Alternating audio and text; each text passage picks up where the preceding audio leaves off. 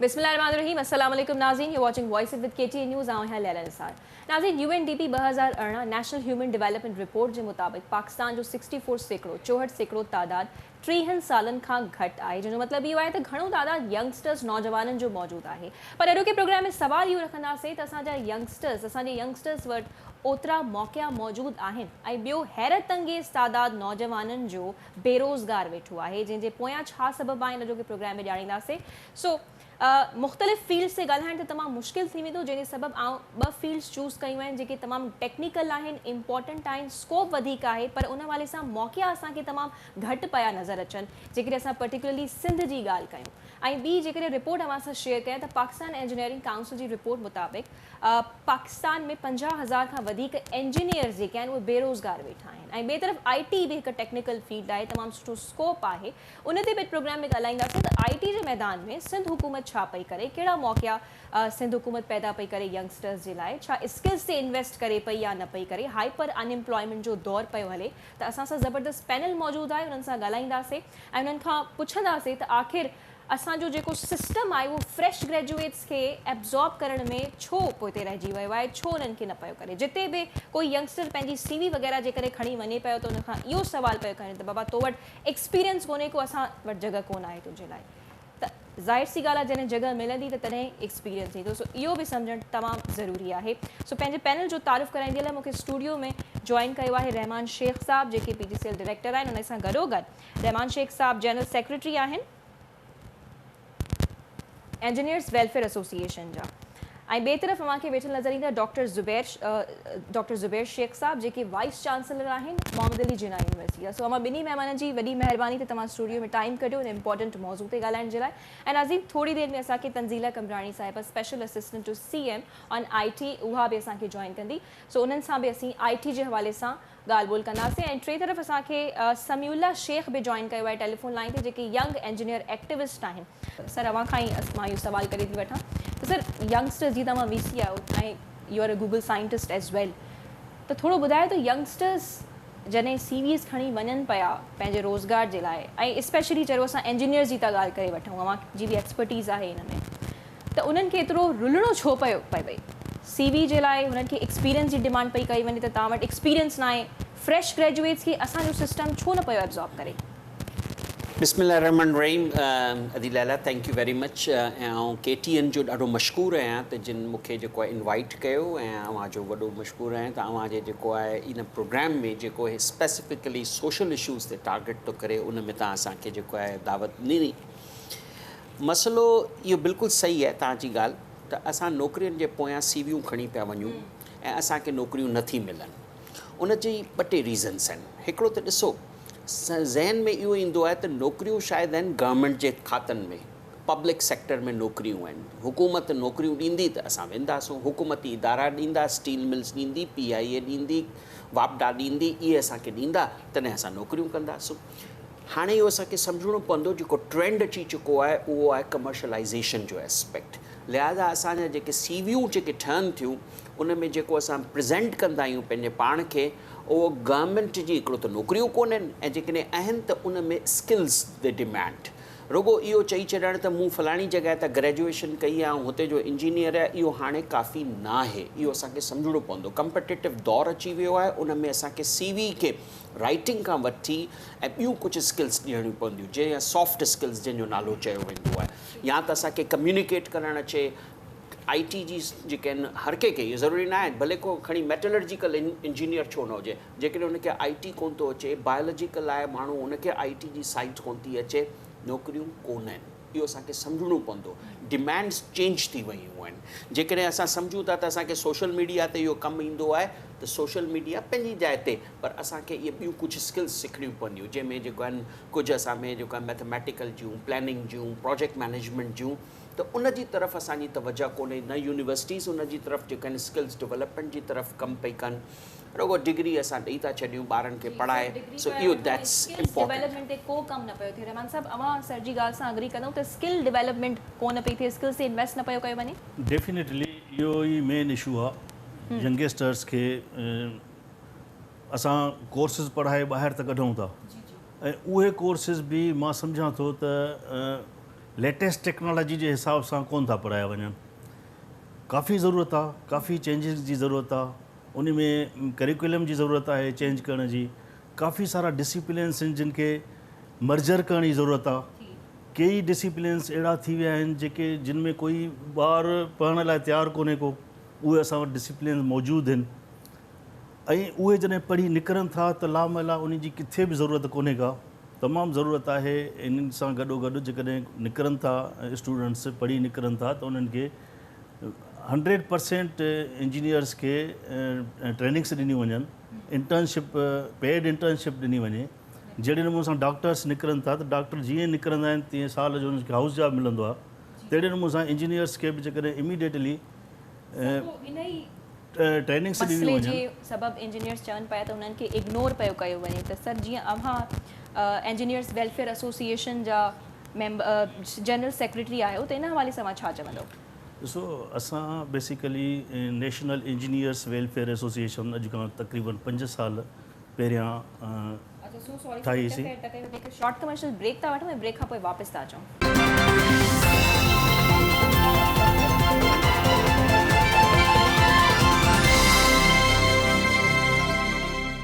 Welcome back नाज़रीन। जीअं त सॼी गुफ्तगू हली रही हुई इंजीनियर्स बाबति, त इंजीनियर्स खे छा इग्नोर पियो कयो वञे, छा इंजीनियर्स खे नज़रअंदाज़ पियो कयो वञे, जंहिं बाबति असां रहमान साहब खां सवाल बि पुछियोसीं। सर कंटिन्यू कजो त छा वाकई में इंजीनियर्स खे इग्नोर पियो कयो वञे? बिल्कुलु इहा ॻाल्हि हक़ीक़त आहे। ॾिसो, नेशनल इंजीनियर्स वेलफेयर एसोसिएशन अॼु खां तक़रीबन 5 साल पहिरियां उनजो बुनियादु इन करे ई विधो वियो जो इंजीनियर्स, यंग इंजीनियर्स जा मसइला तमामु घणा वधी विया, जंहिंजे लाइ उन्हनि खे कोई बि अहिड़ो प्लेटफॉर्म मौजूदु कोन हो जिते हू उहे मसइला खणी अचनि ऐं उहो प्लेटफॉर्म उन्हनि जो आवाज़ु ठहे। So national engineers welfare association ठही, उन्हनि जे अॻियां कई, बल्कि उहा चंद महीननि में तक़रीबन 10,000 मेंबर्स ते मुश्तमिल हीअ ऑर्गेनाइज़ेशन ठही वई। अॼु खां इहे 8 अगस्त जे जेका असांजी पाकिस्तान इंजीनियरिंग काउंसिल जी इलेक्शन थी, उन में अवां ॾिठो त नेशनल इंजीनियर्स अलायंस ठहियो, जंहिंसां मुख़्तलिफ़ ऑर्गेनाइज़ेशन्स अची अलायंस ठाहियो ऐं उन्हनि इलेक्शन में तक़रीबन पूरे पाकिस्तान में स्वीप कयो। हिन महिल जेके इशूज़ आहिनि उहे त सभिनि जे अॻियां आहिनि ऐं उन्हनि इशूज़ खे हल केरु कंदो? असां त आवाज़ु उथारींदासीं, असां हिते बि आवाज़ु उथारींदासीं, असां पाकिस्तान इंजीनियरिंग काउंसिल जे फोरम ते बि उथारींदासीं। असां बिल्कुलु ई हिकिड़ो बहितरीनु क़िस्म जो चेयरमैन चूंडे पाकिस्तान इंजीनियरिंग काउंसिल में खणी आया आहियूं, जेको गवर्नमेंट जे तरफ़ां MNA बि आहिनि, नजीब हारून साहब। उन में तमामु घणियूं तवक़ुआत आहिनि इंजीनियर्स जूं। उन इहो बि चयो आहे, बल्कि उन साबित बि करे ॾेखारियो आहे, प्रूव बि कयो आहे त पहिरीं इनॉग्रेशन ऐवान सदर में कराई। ऐवान सदर में इहो आवाज़ु इंजीनियर्स जो हिन महिल पहुची चुको आहे। हाणे इंशाअल्लाह ताला इहे जेके बि मसइला आहिनि, हिन महिल जेको बेरोज़गारी आहे, बेतहाशा बेरोज़गारी आहे, इंजीनियर्स खे जीअं ॿाहिरि निकिरनि था, पास आउट कनि था, त उन्हनि खे उहा तरबियत कोन्हे का जंहिंजे लाइ एकेडमीज़ हुजणु खपनि, जंहिंजे लाइ इंटर्नशिप हुजणु खपे। पेड इंटर्नशिप मिलंदी त हू डेफिनेटली साल जी इंटर्नशिप में ठीकु ठाक ग्रूम थी उन ऑर्गेनाइज़ेशन जो हिसो ठही वेंदा। तव्हांखे मां हिकिड़ी ॻाल्हि ॿुधायां त तव्हां कंहिं बि ऑर्गेनाइज़ेशन में वञो, कंहिं बि इंडस्ट्री में वञो, त इंडस्ट्रीज़ में तव्हांखे बेतहाशा इंजीनियर्स जी ज़रूरत महसूसु थींदी। हू तव्हांखे चवंदा त असांखे इंजीनियर्स खपनि, पर ॿाहिरि अचो त ॿाहिरि बेतहाशा बेरोज़गार इंजीनियर्स घुमंदा था वतन। इहो किथे फॉल्ट आहे? इहो फॉल्ट आहे एजुकेशन जो फॉल्ट आहे। उहो उन खे बि एड्रेस करिणो आहे। इहा बि पाकिस्तान इंजीनियरिंग काउंसिल ई इन खे कंदी। इन में जेकॾहिं असां वटि मुख़्तलिफ़ क़िस्म जूं कमेटीज़ ठहंदियूं आहिनि, इन में जेकॾहिं कमेटियूं ठहियूं, उन में कुझु डिसिप्लिन्स मर्जर थिया, उन्हनि जेकॾहिं छो त असांखे हिन महिल चेयरमैन में तमामु घणियूं उमेदूं आहिनि। हू हिन महिल सीनियर मोस्ट मेंबर आहे गवर्नमेंट जो, गवर्नमेंट पार्टी जो। PEC जो चेयरमैन जेको हिन महिल आहे नजीब हारून साहब आहे, उहो साॻिए वक़्त ते PTI जो MNA बि आहे हुन जीअं ई इलेक्शन विन करण खां पोइ फस्ट एड्रेस वञी नेशनल असेंबली में कई त उते हुन टोटली जेके बि इशूज़ हुआ उते हुन सभिनि जे अॻियां हाईलाइट कया जेके उन्हनि ॿुधा पिए। इहो फस्ट टाइम हुयो मुंहिंजे ख़्याल में पाकिस्तान जी तारीख़ जो कोई इंजीनियर्स जो आवाज़ु कंहिं फोरम ते पहुतो हुजे। उहो फोरम जेको लेजिस्लेशन जिते थींदी आहे, जिते इंजीनियर्स हूंदे बि उन्हनि खे ख़बर कोन्हे का त इंजीनियर सां मसइला केतिरा आहिनि। तो इहे पॉलिटिक्स में खोड़ सारा पॉलिटिशियन्स अहिड़ा आहिनि जेके पाण इंजीनियर्स आहिनि, पर कॾहिं बि उन्हनि जे वात मां असां उते इंजीनियरनि जे लाइ को इशूज़ रिज़ॉल्व करण जे लाइ कॾहिं बि काई तकरीर कोन ॿुधी आहे। बिल्कुलु बि हिकु यूनिवर्सिटी जा वीसी बि आयो, स्टूडेंट्स सां अवांजो इंटरेक्शन बि थिए पियो ऐं घणी भाॻे अवां उन्हनि खे अंडरस्टैंड बि कयो था। त अव्हां बि सम्झो पिया त वाक़ई में इंजीनियर्स खे इग्नोर पियो कयो वञे। जीअं सर ॻाल्हि कई त उन्हनि जे लाइ आवाज़ु उथारियो वियो आहे हिन बार। त डू यू थिंक त हिकु पॉज़िटिव कॉन्सिक्वेंसिस असांखे नज़र ॾिसण में ईंदा? जी बिल्कुलु। ऐं पाण नेशनल इंजीनियर्स एसोसिएशन के ऐं उनजे अलायंस के जेको रिप्रेज़ेंट थो करियां, I am lucky Saim Shaikh साहब जेके आहिनि हुनजा। ऐं मुंहिंजो personally and I am also member of the PEC governing body. मूं हींअर इलेक्शन खटे आऊं पायो ऐं गवर्निंग बॉडी जो मेंबर थियो आहियां।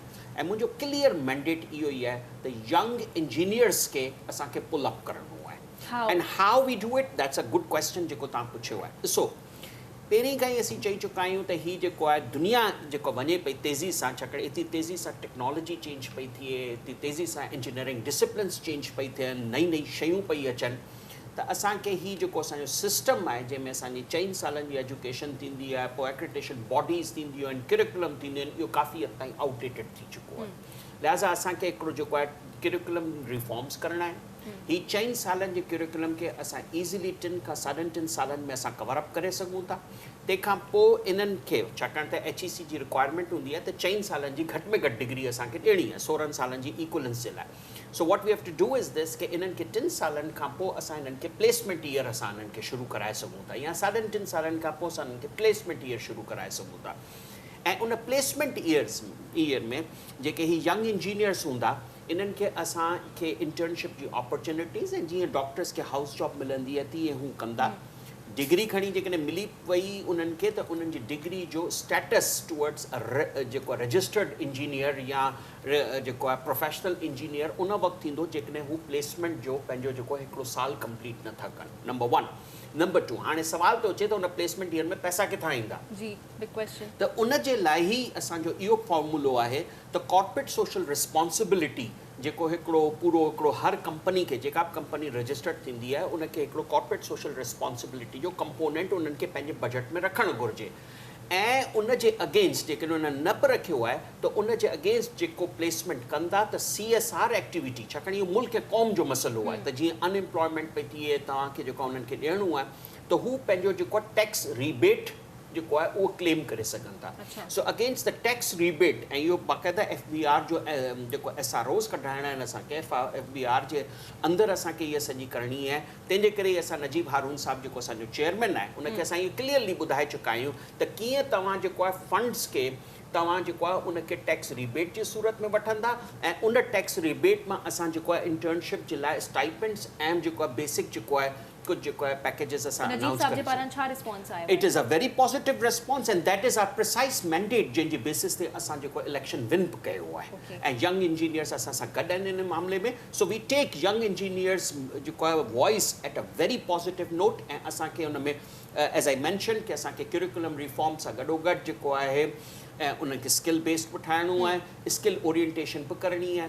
थर्ड शइ असां जेको आहे हुन में विझूं पिया उहो इहो आहे त छाकाणि त जेके इंजीनियर्स ऑलरेडी मार्केट में आहिनि, जिन खे जॉब्स न पई मिलनि, त उन्हनि जे लाइ असांखे एक्टिव प्रोफेशनल डेवलपमेंट प्रोग्राम असां इनिशिएट पिया करियूं त जीअं हुननि खे स्किल ओरिएंटेशन जे मुताबिक़ प्रोफेशनल डेवलपमेंट हू पंहिंजी डेवलप कनि। उन जा CPD पॉइंट्स हूंदा, ऐं on the basis of those CPD points इहा हिकिड़ी इक्विटी आहे छाकाणि त जेकॾहिं तव्हां कंहिंजे जेको आहे पंहिंजो जेको आहे को लोन थो वठे छा थो करे त पंहिंजी जेको आहे का शइ जेको आहे जमा कराईंदो आहे जंहिंजे अगेंस्ट को लोन मिली वेंदो आहे सर इहो क्लियर कजो त एक्टिव डेवलपमेंट प्रोफेशनल प्रोग्राम्स केरु पियो स्टार्ट करे We are starting that under the National Engineers Welfare Association and under the Pakistan Engineering Council. छाकाणि हीअं National Engineers अच्छा Alliance स्टार्ट नाहे कयो No, it was there, but बिल्कुल dead program हो. So we are going to revitalize that into the modern lines, technical lines जेको आहे उनखे असांखे पूरो करणो आहे. And we are doing that as a active voice. Okay, let's take this towards the young engineer activist आहिनि जेके Samula, thank you so much for joining. Samula, तव्हां लकी आहियो त तव्हांखे जॉब मिली वई पर what do you have to say जीअं तव्हां उन्हनि बेरोज़गार इंजीनियर्स जे लाइ आवाज़ बि उथारियो पिया ऐं इलेक्शन कैंपेन्स में बि काफ़ी एक्टिव नज़र अचो पिया त what do you have to say about them? अभी एक्चुअली मां रहमान शेख साहब जी ॻाल्हि खे कंटिन्यू कंदुमि त फॉल्ट किथे आहे अभी फॉल्ट हिते आहे त इंजीनियर असांजो जेको यूनिवर्सिटी में अंडर ग्रेजुएट आहे उहो ऐं असांजी इंडस्ट्री कनेक्ट न आहे पाण में असांखे इंडस्ट्रीअ खे इंजीनियर खे कनेक्ट करणो पवंदो जीअं असांजी जून जुलाई में इंजीनियर खे वेकेशन थिए थी त जेके इंडस्ट्रीज़ आहिनि उहे असांजे इंजीनियर खे हिकिड़ी इंटर्नशिप अपॉर्चुनिटी 4 वीक 6 वीक या 2 वीक्स उहे प्रोवाइड कनि जीअं हुनजा स्किल पॉलिश ॾियनि जीअं ज़ुबैर शेख साहब चयो त इंजीनियर की डिग्री हिकिड़ी काफ़ी न आहे हुनखे सपोर्टिव स्किल जी ज़रूरत आहे त सपोर्टिव स्किल में हुनजी प्रोफाइल हुनजी CV ईअं मेंटेन थींदी त जेकॾहिं उहो फर्स्ट सेमेस्टर खां न थर्ड सेमेस्टर खां पोइ जेकॾहिं वांदो थो वेहे वेकेशन में त हुनखे का न का इंडस्ट्री पिक करे वठे हुनखे 4 वीक जी इंटर्नशिप कराए वठे जीअं पाकिस्तान स्टील मिल आहे पाकिस्तान पेट्रोलियम लिमिटेड आहे पाकिस्तान स्टेट आहे स्विट्जरलैंड गैस कंपनी आहे जालन सां खोड़ सारा इदारा आहिनि त यूनिवर्सिटी खे ऐं जेको आहे असांजे अंडर ग्रेजुएट इंजीनियर जेको यूनिवर्सिटी में पढ़े थो उन्हनि खे इंटरकनेक्ट करण जी ज़रूरत आहे ऐं पास आउट थियण खां पोइ जॾहिं उहे 3 या 4 इंटर्नशिप करे था वञनि उनखां पोइ जॾहिं पास आउट थो थिए त उनखे हिकिड़ो टोकन ऑफ प्रोफाइल हूंदो त बाबा मां 3 इंटर्नशिप कयूं मां 4 इंटर्नशिप कयूं त उन जे बुनियाद ते अच्छा सर अवांजे चवण जो मतिलबु आहे त इंटर्नशिप मैंडेटरी हुजणु खपे यूनिवर्सिटीज़ में उहा ड्यूरिंग स्टडी हुजणु खपे ड्यूरिंग 4 ईयर बैचलर डिग्री उनखां पोइ वरी हिकिड़ी पेड इंटर्नशिप हुजणु खपे जीअं डॉक्टर खे हाउस जॉब हूंदी आहे त उन में हिकिड़ो 1 ईयर पेड इंटर्नशिप हुजणु खपे जीअं हुनखे इंजीनियर खे हिकिड़ो जीअं हाउस जॉब में जीअं हुननि खे पे मिलंदी आहे उहे पे बि मिली वेंदी उन्हनि खे हिकिड़ो 1 ईयर प्रोफेशनल एक्सपीरियंस बि थी वेंदो उन जे बुनियाद ते वरी उहे असांजा यंग इंजीनियर उहे जेके यंग ग्रेजुएट हूंदा उहे वञी फील्ड में परफॉर्म कंदा ॿियो असांजो जेको फुक़दान आहे त असांजो इंजीनियर जेकॾहिं मार्केट में बि आहे त पर उहो हुते माना हिकिड़ो साइलेंट आहे हिन में तव्हां ॾिसंदव तव्हांखे खोड़ सारा यंग इंजीनियर तव्हां हुन खां पुछा कंदो बाबा तूं किथे नौकिरी थो करे बाबा मां फलाणे इदारे में नौकिरी थो कयां बाबा तूं पर उहा हिनजी हिकिड़ी चमक नज़र नथी अचे चमक हिन जे करे नज़र नथी अचे त जेका असांजी जेको आहे बीटेक ऐं डिप्लोमा होल्डर वारा जेके इंजीनियर जे हक़नि ते धारो वेठा आहिनि न डिपार्टमेंट में पोस्टेड आहिनि त उन्हनि खे सुप्रीम कोर्ट जो बि ऑनरेबल सुप्रीम कोर्ट जो बि ऑर्डर आहे त उन्हनि खे हटायो वञे त जेको आहे सो उहे असांजा बीटेक जा होल्डर जेके सिंध गवर्नमेंट हिकिड़ो इनिशिएटिव वठे अच्छा डिप्लोमा होल्डर्स कीअं इंजीनियर्स जे हक़ ते धाड़ो हणी वेठा आहिनि हिनखे क्लियर कजो छा मक़सदु आहे अवांजो डिप्लोमा होल्डर ऐं बीटेक होल्डर जेके उहे छा था कनि उन्हनि खे प्रमोशन ॾिनो थो वञे ऐं उहे एक्सपीरियंस थी था वञनि डिप्लोमा ऐं बीटेक होल्डर तव्हांखे पाण ई ख़बर आहे त उहे रेगुलर डिग्री न कंदा आहिनि उहो को दुकानु हलाईंदो आहे को छा कंदो आहे उन खां पोइ जॾहिं उहे डिग्री पूरी कंदा आहिनि वञी कापी करे इम्तिहान ॾेई डिग्री वठी ईंदा आहिनि डिग्री उन्हनि खे मिलंदी आहे त पोइ डिपार्टमेंट जी सिखंदा बि हुते तजुर्बा बि हुते कंदा आहिनि उनखे का ॼाण न हूंदी आहे पोइ हिन असांजी ॾिसो न वॾो फुक़दान इहो आहे त असांजी गवर्नमेंट जेका आहे उहा पैसा बि ठीक समीला तव्हां काफ़ी पॉइंट्स उथारियुनि मुंहिंजे ख्याल में असांखे इहे पुछणु खपनि रहमान साहब अवां छा हिन जो जवाबु ॾींदव त छा वाकई में डिप्लोमा होल्डर्स खे घणी प्रायोरिटी पई ॾिनी वञे बीटेक वारनि ते उन्हनि जे हक़नि ते धाड़ो पिया हणनि मां हिन समीला जी ॻाल्हि खे सेकंड कंदुसि ऐं इहो बदकिस्मती सां इहो आहे ईअं तव्हां जंहिं बि डिपार्टमेंट में वेंदो तव्हांखे हुते डिप्लोमा होल्डर्स बीटेक होल्डर्स वेठा आहिनि जेके इंजीनियर्स जी पोस्टनि ते वेठा आहिनि रिसेंटली सुप्रीम कोर्ट डिसीशन ॾेई चुकी आहे त इंजीनियर्स जी जॻह ते नॉन इंजीनियर्स खे न विहारियो उनखे उतां हटायो पर उन बावजूद बि वेठा आहिनि उन जे बावजूद बि काफ़ी डिपार्टमेंट्स में वेठा आहिनि मां त सम्झां थो त उन्हनि डिपार्टमेंट्स ते कंटेम्प्ट ऑफ कोर्ट थियणु खपे ऐं इहो सिस्टम केरु पियो रेगुलेट करे इहो बेसिकली ॾिसो न कुझु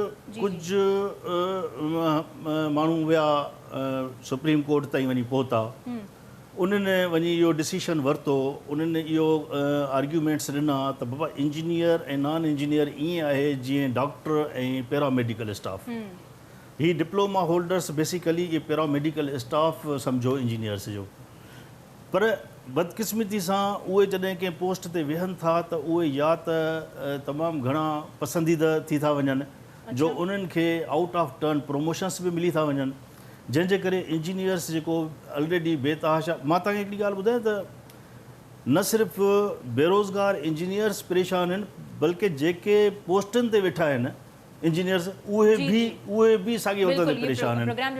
हा, उहे बि परेशान आहिनि, उनखे प्रमोशन्स नथा मिलनि, इन जे करे नथा मिलनि जो उन्हनि जे मथां नॉन इंजीनियर्स वेठा आहिनि।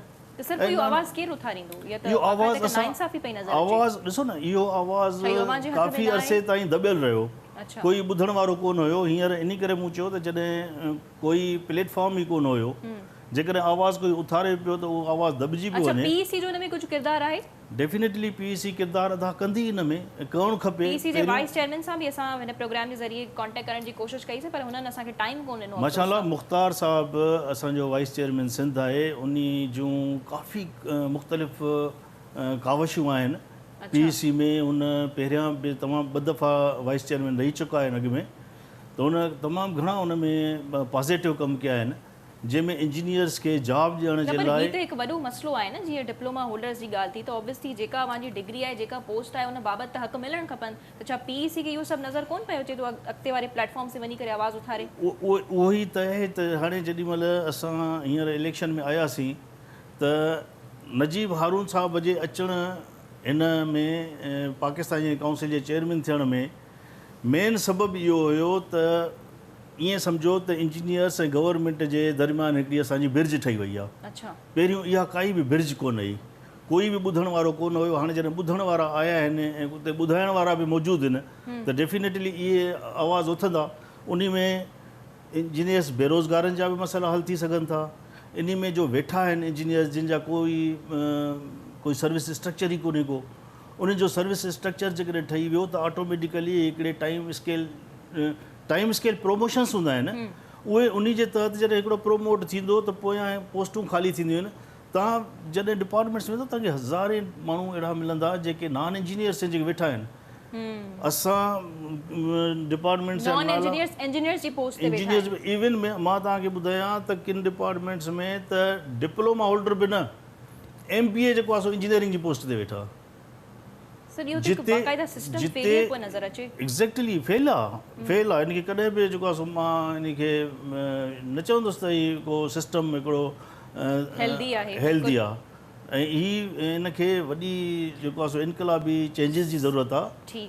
ऐं इहे जेसिताईं असां न कंदासीं, ज़रूरत न ते मज़ीद असां ॻाल्हि कंदासीं। सरवानी तरफ़ अचणु चाहींदुसि डॉक्टर साहब, त सपोर्टिव स्किल डेवलपमेंट ते ॻाल्हि पई कई वञे, त पोइ उहे स्किल्स छो न पियूं ॾिनियूं वञनि यूनिवर्सिटी लेवल ते? ईअं छो आहे?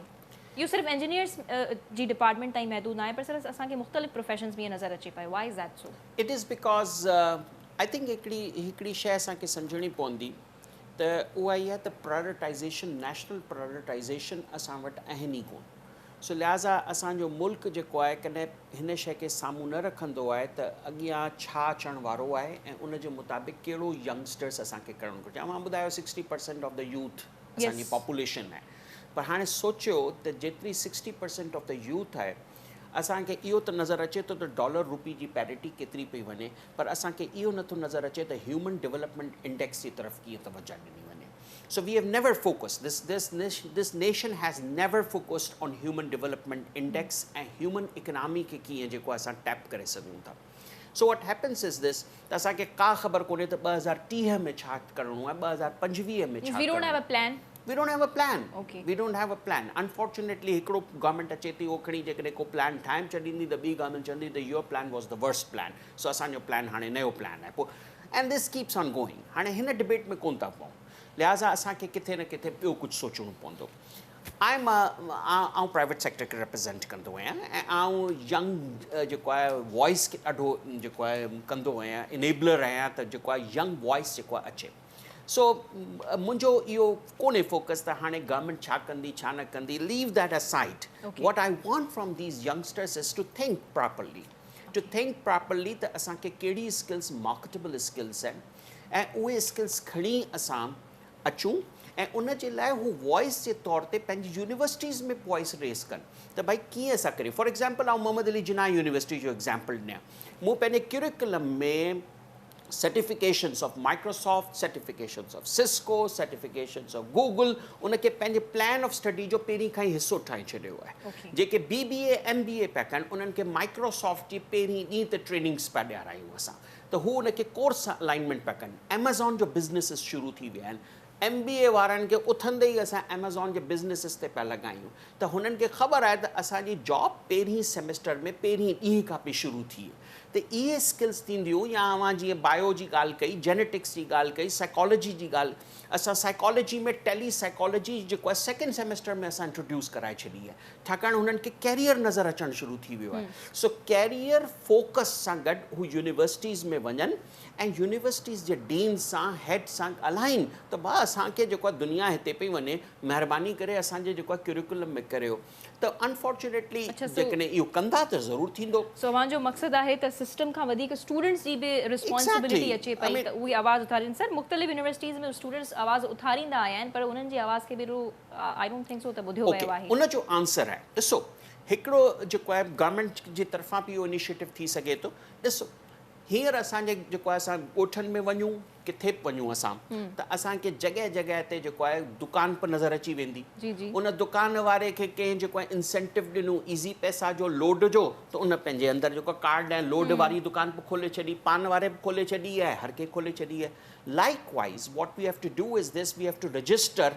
भले खणी जेके कहिड़े क़िस्म जा घर हुजनि जिते जेको आहे थोरी घणी जेको आहे कॉटेज इंडस्ट्री असां डेवलप कई आहे या स्किल ओरिएंटेशन जी डेवलप कई आहे, उन्हनि खे पंहिंजे नेटवर्क में वठी ऐं थ्रू NGOs या इवन गवर्नमेंट ऑर्गेनाइज़ेशन्स उनखे doing business ease J point of view सां उन्हनि खे रजिस्टर करे, उन खां पोइ उन्हनि खे चए त बाबा तव्हांखे असीं फर्दर इंसेंटिव ॾींदासीं। छाकाणि त at the end of the day इहो ह्यूमन इकनॉमी आहे जेका जनरेट थियणी आहे। जीअं असां एग्रीकल्चर फार्मिंग कंदा आहियूं, असांखे ह्यूमन फार्मिंग करणी आहे, असांखे यूथ फार्मिंग करणी आहे। त उनजे लाइ इट्स वेरी सिंपल थिंग। इहो कोई नई शइ आउं कोन पियो ॿुधायां।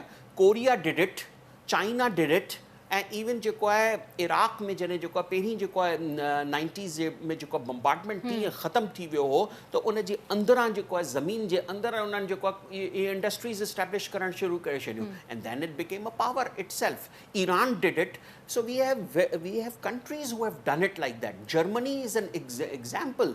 वर्ल्ड वॉर खां पोइ ख़तमु थी वियो। वेरी इंपॉर्टेंट टू नो त पाकिस्तान में छा इंडस्ट्रीज़ जो बि वाकई इशू आहे। चलो पाकिस्तान असां पर्टिकुलरली सर सिंध जी था ॻाल्हि करे वठूं, त जीअं सम्यूला बि चवनि पिया त इंजीनियर्स एंड इंडस्ट्रीज़ खे पाण में कनेक्ट थियणो पवंदो, त इंडस्ट्रीज़ जी क्वांटिटी ते बि थोरो ॻाल्हाइजो। छा इंडस्ट्रीज़ घटि आहिनि जंहिंजे करे बि एम्प्लॉयमेंट जा मौक़ा कोन पिया पैदा थी सघनि? ऑब्वियसली इंडस्ट्रीज़ घटि आहिनि पाकिस्तान में। जेको आहे डूइंग बिज़नेस करणु जेको ॾाढो ॾुखियो आहे। टेक्सटाइल इंडस्ट्री खे वठी छॾियूं, टेक्सटाइल जी असांजी जेके पॉलिसीज़ थी थियनि, ही थी थियनि, पहिरीं सिंध में हूंदियूं हुयूं, सिंध मां असां जेको आहे उहे पोइ पहिरीं पंजाब में वयूं, पोइ बांग्लादेश में वयूं हलियूं, छाकाणि त असांजे हिते पॉलिसीज़ जो मसइलो आहे। So but still I believe that हिकिड़ी इंडस्ट्री अहिड़ी आहे, वॾियूं इंडस्ट्रीज़ घटि आहिनि पाकिस्तान में डेफिनेटली। पाकिस्तान में स्टील मिल्स बंदि थी वई, पाकिस्तान में वॾी इंडस्ट्रीज़ ख़तमु थींदियूं पई वञनि, पर हिकिड़ी इंडस्ट्री ज़रूरु आहे पाकिस्तान में, and that is cottage industry. Cottage industry Pakistan में तेज़ी सां आहे। नंढी नंढी जेके आहिनि फार्म्स आहिनि, नंढा नंढा जेके आहिनि, उन कॉटेज इंडस्ट्री जे लाइ असांखे करिणो पवंदो। पर उन जे मथां जेकॾहिं गवर्नमेंट असांजी पुलिसिंग करणु शुरू करे छॾे, त बाबा तूं त इलाही थो कमाई, तूं त ही थो करीं, पोइ then we are not going to go anywhere. तंहिंजे करे यूथ फ्रस्ट्रेट थो थिए। कई यूथ्स आहिनि जेके पंहिंजे पंहिंजे आइडिया सां गॾु था अचनि, उहे अचनि था कॉटेज इंडस्ट्री वांगुरु नंढिड़ो कमु करणु शुरू करणु था चाहिनि, पर असां वटि उहा इनेबलिंग एनवायरमेंट क्रिएट नथी थिए। ॻाल्हियूं इलाही आहिनि, we are just big talkers, but असां जेको आहे उनखे पंहिंजे टॉक खे जेके आहिनि फीट कोन ॾिना आहिनि। सो वधीक अॻिते वधाईंदासीं, स्किल्स डेवलपमेंट ते बि ॻाल्हि कंदासीं। अवां में तमामु इंपॉर्टेंट डिस्कशन पिया कयो। हिकु ब्रेक वठूं था, ब्रेक खां बाद असां सां गॾु तंज़ीला साहिबा मौजूदु हूंदियूं ऐं हिन डिस्कशन खे वधीक अॻिते वधाईंदासीं।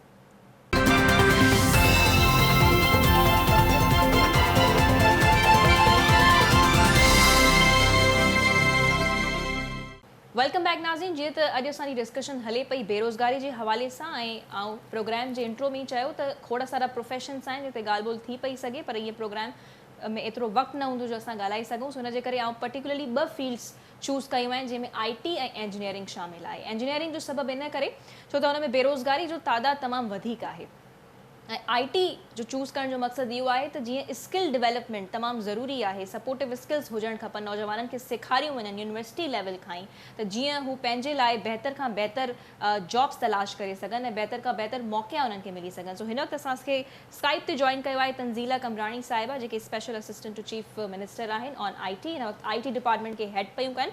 सो तंज़ीला साहिब सां असीं ॻाल्हि ॿोल कंदासीं त IT जे मैदान में कहिड़ी ख़ुशख़बरी आहे या कहिड़ा नवां प्रोजेक्ट्स हुननि स्टार्ट कया आहिनि यंगस्टर्स जे लाइ। तंज़ीला साहिबा, अस्सलाम वालेकुम and thank you so much for joining. वालेकुम सलाम।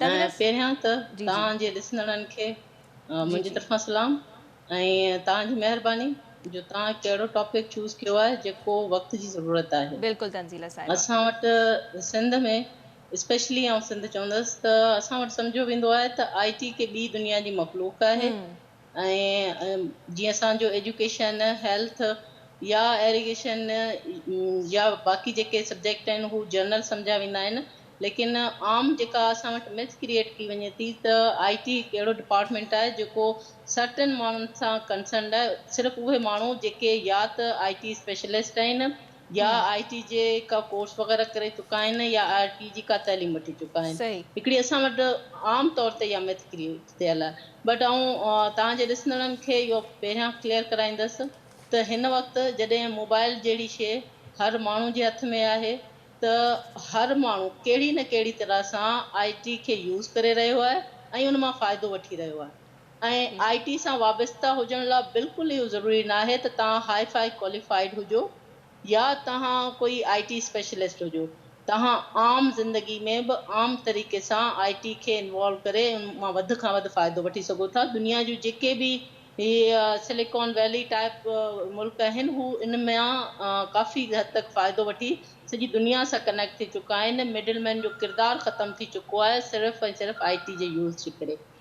ठीकु त तव्हांजे सवाल तां ईंदसि वापसि त यूथ जे लाइ IT में छा थी रहियो आहे ऐं हेसि ताईं IT department being a department, छो जो IT इटसेल्फ हिकिड़ो वॾो टॉपिक आहे, पर आउं कोशिशि कंदसि त आउं सिंध गवर्नमेंट जे हवाले सां IT डिपार्टमेंट ताईं महदूद रहां, छो जो जेकॾहिं असां IT पूरे खे सम्झण ऐं ॻाल्हाइण वेंदासीं त उहो ॾाढो टाइम लॻी वेंदो हुयो ऐं शायदि असां पंहिंजे टॉपिक तां बि लही वञूं। जी जो सिंध गवर्नमेंट हेसि ताईं मुख़्तलिफ़ जेके आहिनि से ट्रेनिंग्स करायूं आहिनि IT रिलेटेड नौजवाननि में ऐं महरान यूनिवर्सिटी जा स्पेशली उते असांजा इंक्यूबेटर्स असांजो स्टार्ट थियो हुयो जंहिंमें जेके नौजवान हुया हुननि पंहिंजा सॉफ्टवेयर जेके डेवलप कया हुया उहे उन्हनि उन प्लेटफॉर्म ते रखिया ऐं इंटरनेशनली उन्हनि खे रिकग्नाइज़ेशन उनजी मिली। ऐं हाणे असां उन ई प्रैक्टिस खे वधाईंदे पंहिंजा जेके लोकली पूरी सिंध जा जेके ॿार पढ़नि था, कंप्यूटर रिलेटेड एजुकेशन वठनि था,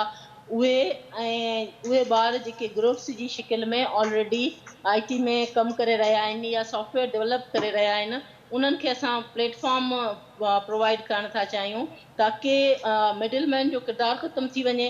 असांजो नौजवान जेको ऑलरेडी ॾाढो इंटेलिजेंट आहे, जेको असां सम्झूं था सॉफ्टवेयर सिर्फ़ु ॿाहिरि डेवलप थियनि था, लेकिन असांजो सिंध जो नौजवान जेको एतिरो इंटेलिजेंट आहे जंहिंमें उहा कैपेबिलिटी आहे त हुननि जो कम बि असां सॉरी मां तव्हांजी ॻाल्हि खे कटियां थी। असांजो नौजवान इंटेलिजेंट आहे पर स्किल्स जे लाइ नौजवाननि जो चवणु आहे त स्किल्स जी कमी आहे, उन्हनि खे सपोर्टिव स्किल्स मुहैया कयूं वञनि, त छा इन में IT डिपार्टमेंट या सिंध गवर्नमेंट जी ओवरऑल जेकॾहिं ॻाल्हि कजे त उहो कोई किरदारु निभाए रही आहे?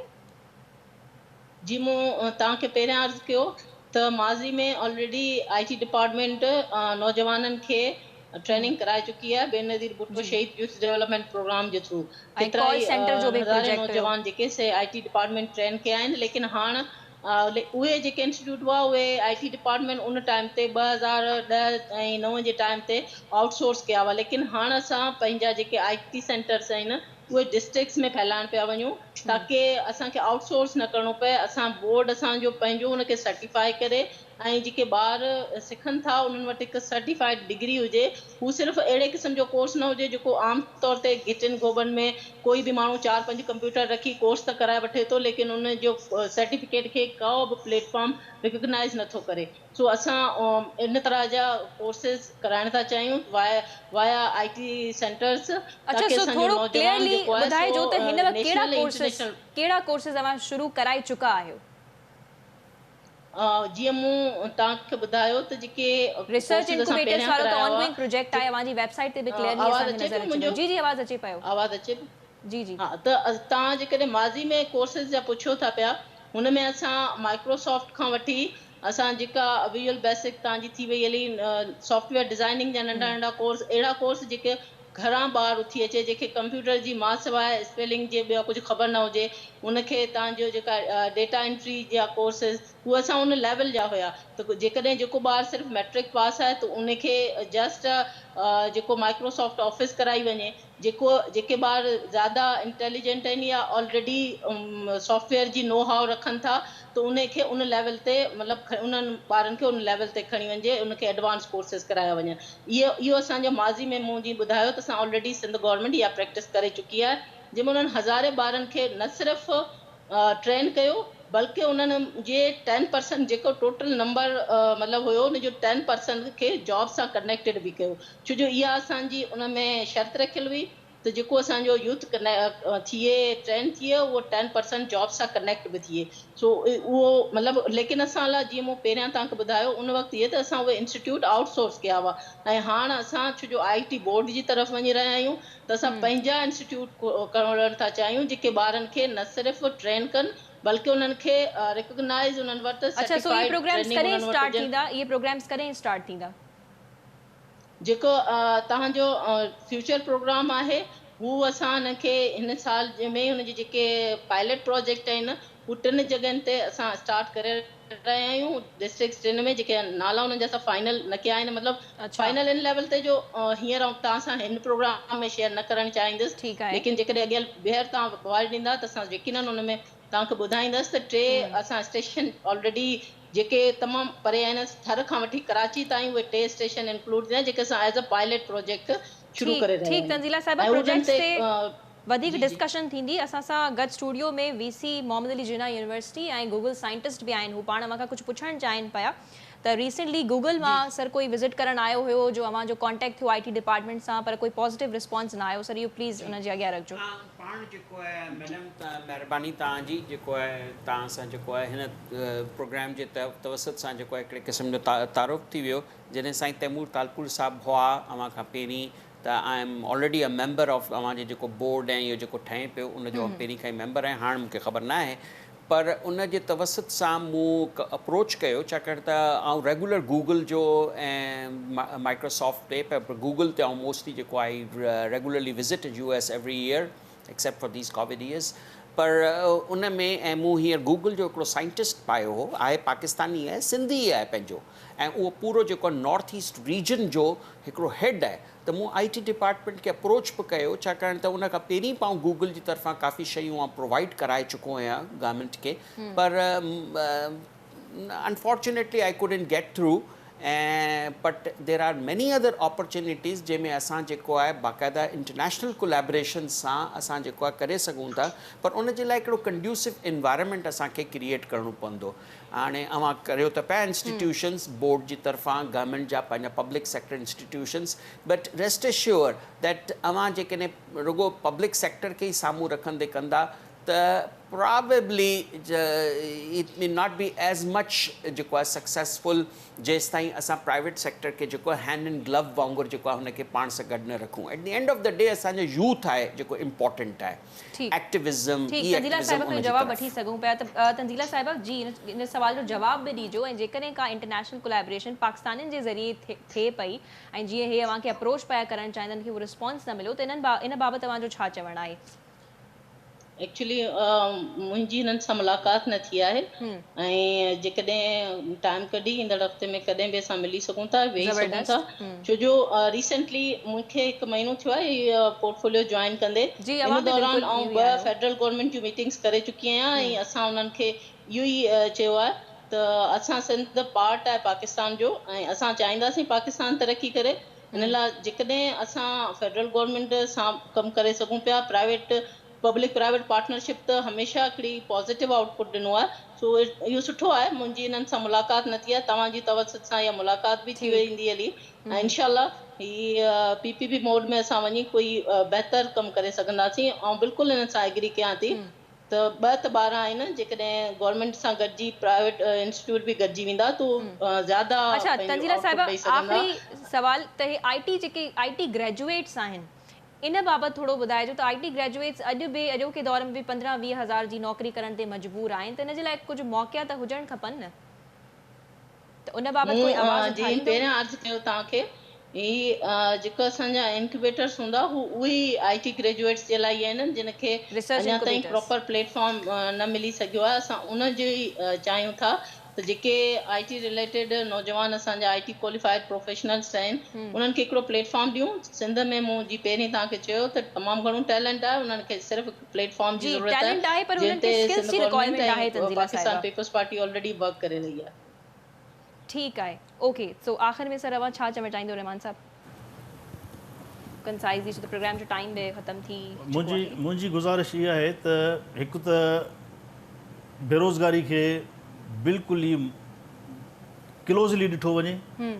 उन जे लाइ मां सजेशन इहा ॾींदुसि, मां लास्ट एन्यूअर में जेको मां तव्हांखे ॿुधायो पिए त जेॾीमहिल मुख़्तार शेख साहिब जन हूंदा वाइस चेयरमैन त इन्हनि जॉब फेयर्स हया त हींअर जेकॾहिं गवर्नमेंट लेवल ते बि जेकॾहिं जॉब फेयर्स लॻाया वञनि, जेके इंटरनेशनल कंपनीज़ अचनि थियूं, मुख़्तलिफ़ कंपनीज़ अची जेकॾहिं हिते जॉब फेयर्स हणनि त कई लास्ट टाइम ईअं ई थियो त 3-4 हज़ार इंजीनियर्स हितां हू वठी विया पाण सां। अच्छा सिर्फ़ु इन्हनि खे इहा ई ख़बर आहे त शायदि सिर्फ़ु बेरोज़गारी कोई इंडिया में आहे। इंडिया मां त असांखे तमामु वॾे पैमाने ते इंजीनियर्स मिलनि था पर हिते कॾहिं बि आया कोन हुया। जेॾीमहिल हिते पहुता यूएई जूं कुझु कंपनियूं आयूं, कुझु बहरहाल मुख़्तलिफ़ सऊदी अरब जूं सॉल्यूशंस कंपनियूं मौजूद आयूं। आहिनि उन्हनि ते थोड़ी नज़रसानी करणु उन्ही खपे। करे। सर अवां लास्ट में छा चवणु चाहींदो? आई थिंक असांखे यूथ में इहो प्रोजेक्ट करिणो आहे त पॉज़िटिविटी जी तरफ़ सोची, नेगेटिविटी न कनि, फ्रस्ट्रेशन में न वञनि।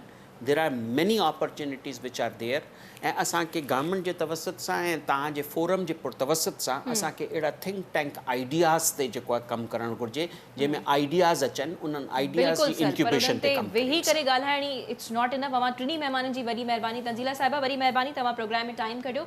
सर अवां ॿिनी महिमान जी बि वॾी वॾी महिरबानी। त नाज़रीन सॉल्यूशंस मौजूदु आहिनि ऐं सिस्टम खे बि ज़रूरु इहो खपे पियो त इन्हनि अनएम्प्लॉयमेंट जेको हाइपर अनएम्प्लॉयमेंट जो दौर पियो हले इन ते थोड़ी नज़रसानी करे नौजवाननि जे लाइ मौक़ा खणी अचे, मौक़ा फराहम करे। जेकी रीसेंट IB वारी टेस्ट थी इहा बि हिकु सुठो मौक़ो हुयो, अपॉर्चुनिटी हुई यंगस्टर्स जे लाइ त वञी करे पंहिंजी क़िस्मत आज़माइनि, टेस्ट में वियनि। पर इन में बि कुझु ॻाल्हियूं हुयूं त जिते किन यूसीज़ में 2 सीट्स आहिनि त उते 7,000 कैंडिडेट्स पिया आहिनि त इहो तमामु मुश्किल आहे जॉब्स ॾियणु। सो उमेद कयूं था त इहे मसइला हल थी वञनि ऐं नौजवाननि खे भरपूर अपॉर्चुनिटीज़ मिलनि। अॻिले प्रोग्राम में इंशाअल्लाह मुलाक़ात थींदी। तेसिताईं ॾींदा लैला निसार खे इजाज़त। अल्लाह हाफ़िज़।